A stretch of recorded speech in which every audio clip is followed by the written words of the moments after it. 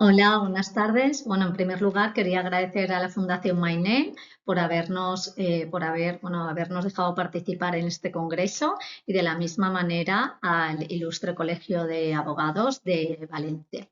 Nuestra comunicación lleva por título Delitos de odio y discurso violento en las redes sociales.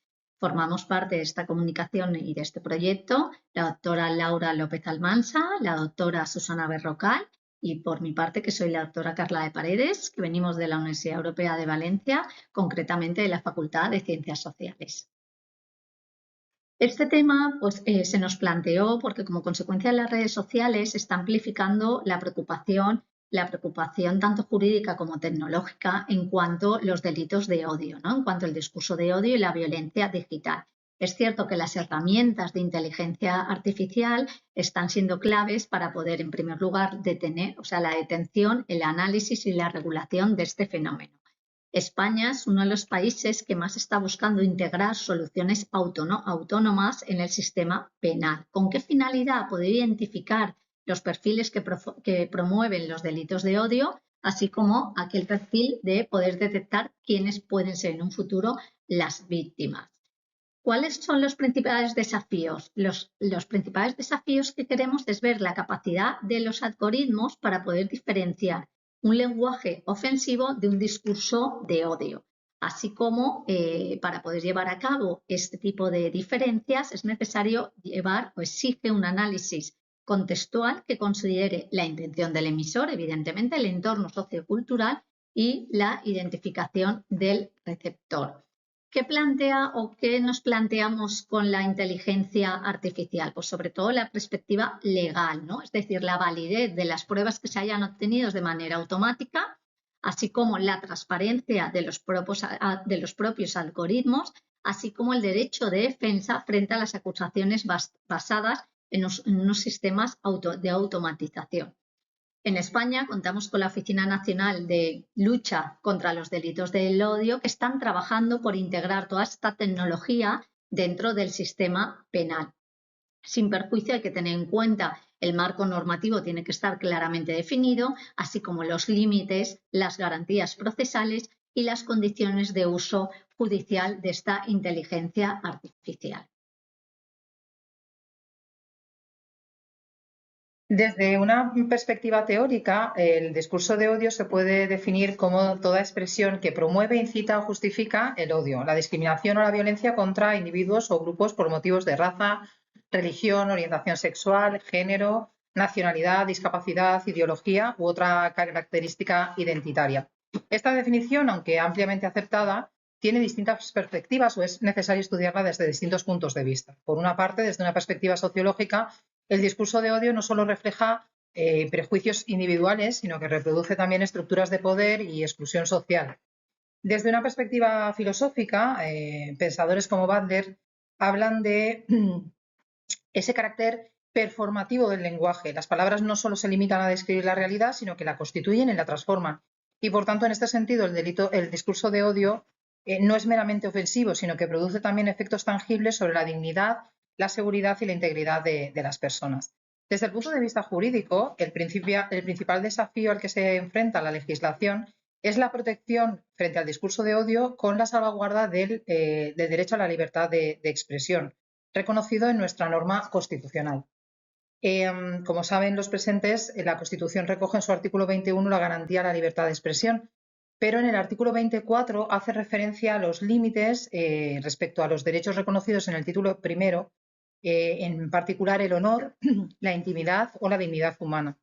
También entendiendo el Tribunal Constitucional en este sentido, en numerosas sentencias, que la libertad de expresión no ampara manifestaciones que inciten al odio o a la violencia, circunstancia que ha llevado al legislador a tipificar penalmente los comportamientos más lesivos en esta materia. En este sentido y en el ámbito penal, el artículo por excelencia que rige la materia es el artículo 510, que tras la reforma por Ley Orgánica 1/2025 amplía su ámbito para incluir tanto la incitación pública al odio, la hostilidad, la discriminación o la violencia, como la producción y difusión de materiales que promuevan tales fines. Conducta típica existe la concurrencia de un dolo específico, un ánimo de incitar, de fomentar el odio por motivos discriminatorios. Y además, a través de este precepto, lo que se intenta, según la mayor parte de los autores, es proteger esa dignidad colectiva de los grupos vulnerables, actuando así como límite objetivo a expresiones que rebasan la mera opinión ideológica para convertirse en una agresión simbólica en muchos casos. La doctrina penal en general coincide con que ese bien jurídico protegido es esa dignidad colectiva de los grupos vulnerables y, en última instancia, también la convivencia pacífica, puesto que las sociedades en las que no hay respeto entre los seres humanos implican esa ruptura social. Al respecto de estos artículos y en relación específica con el auge de las redes sociales, se comprueba o puede comprobarse un aumento de los casos en los que se cuestiona esa frontera entre la libertad de expresión y la existencia de un delito de odio. La instantaneidad de las redes sociales, el anonimato que generan, amplifican la difusión de mensajes potencialmente ilícitos y por ello la Fiscalía, en la Sala contra los Delitos de Odio y Discriminación, ha señalado un incremento constante en las investigaciones relacionadas con discursos en plataformas como X, como Facebook, Instagram u otras. Incluso estos datos aparecen en la memoria de Fiscalía General del Estado de 2024. En el plano nacional, además, contamos con el plan de acción, el segundo plan de acción contra delitos de odio, que estipula o que recoge los años 2025 a 2028, impulsado por el Ministerio de Interior, que consolida un marco operativo que refuerza la prevención, la investigación y la atención a las víctimas. Este plan intenta estructurar sus líneas estratégicas en torno a la formación de los profesionales del sistema judicial y policial, a mejorar la cooperación institucional y el fortalecimiento de la confianza de las víctimas mediante la reducción de la infradenuncia. También incorpora el uso responsable de las tecnologías emergentes, entre ellas la inteligencia artificial, y también la detección y el análisis del discurso de odio en entornos digitales. Los avances de la inteligencia artificial, de la misma manera que los procesamientos, amplían mucho las posibilidades de identificar de manera automática los discursos de odio. Para eso contamos con el sistema de procesamiento de lenguajes natural, lo que conocemos como PLN, que nos permite utilizar redes neuronales para poder identificar estos patrones. Para ello es necesario entrenar modelos, es decir, poder identificar y clasificar en cuanto a determinadas expresiones, no de manera aislada, sino de manera completa, ¿no? Dentro de un contexto y de unas frases completas. Tenemos ejemplos como puede ser Bert, como puede ser Roberta, como puede ser Hate Bert, ¿no? Esto nos permite, por un lado, mejorar, es decir, mejorar en qué sentido. En primer lugar, una detención temprana y poder actuar de una manera más rápida y de manera precipitada. Por otro lado, reforzar la cooperación a nivel administración con investigación y reforzar el sistema judicial. Y por otro lado, un análisis de manera masiva, ya que cuantos más datos y más modelos metamos, pues más datos vamos a tener. Pero es verdad que esto tiene una serie digamos, de limitaciones, ¿no? Una serie de perjuicios, como puede ser, en primer lugar, la ambigüedad.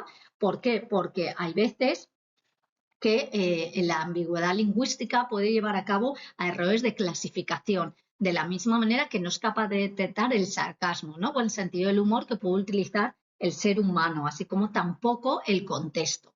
En este sentido, también los sesgos del algoritmo, así como la opacidad.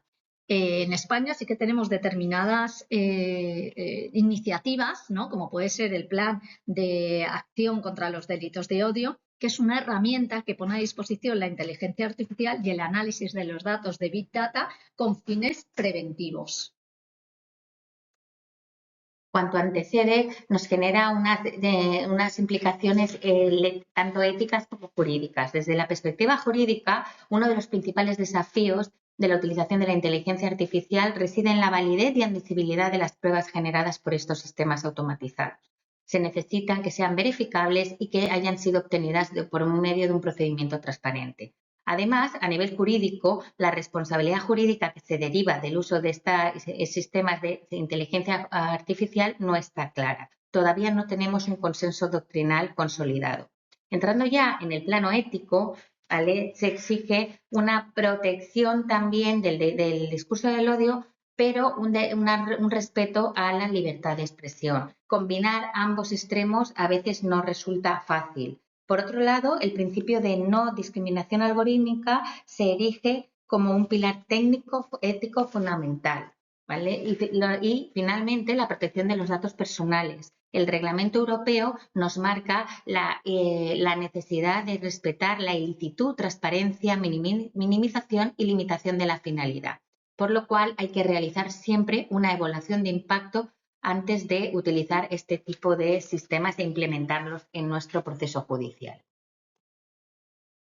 Como propuestas y recomendaciones a esta situación se adelantan, entre otras, la necesidad de desarrollar algoritmos auditables y trazables, mantener siempre una supervisión humana y por comités éticos. Esa supervisión tiene que ser por personal interdisciplinar que esté adecuadamente formado.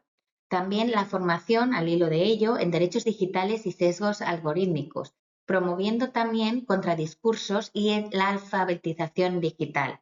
Y finalmente, fomentar la cooperación internacional y la armonización normativa entre los Estados. Con todo ello, se ve la necesidad de hacer un enfoque interdisciplinar, tanto tecnológico, con las auditorías de IA y PLN, social, protección de colectivos vulnerables y justicia digital, ético, finalmente, para proteger el principio de transparencia, no discriminación y rendición de cuentas, como nos exige la Unión Europea y la UNESCO. Objetivo, una IA al servicio de la justicia y los derechos humanos. Las conclusiones a las que hemos llegado con esta comunicación son sucintas, ¿vale? Pero son bastante tajantes. En primer lugar, la IA puede ser aliada contra el discurso del odio siempre y cuando sea aplicada con garantía. Tenemos que encontrar el equilibrio entre la innovación y los derechos fundamentales. Como reto, unir tecnología, derecho y ética, para poder así proteger la dignidad humana en el entorno digital. El futuro de la regulación del discurso del odio dependerá de nuestra capacidad para equilibrar la automatización y la humanización. Y aquí te citamos algunas de las fuentes utilizadas para realizar esta comunicación. Muchas gracias.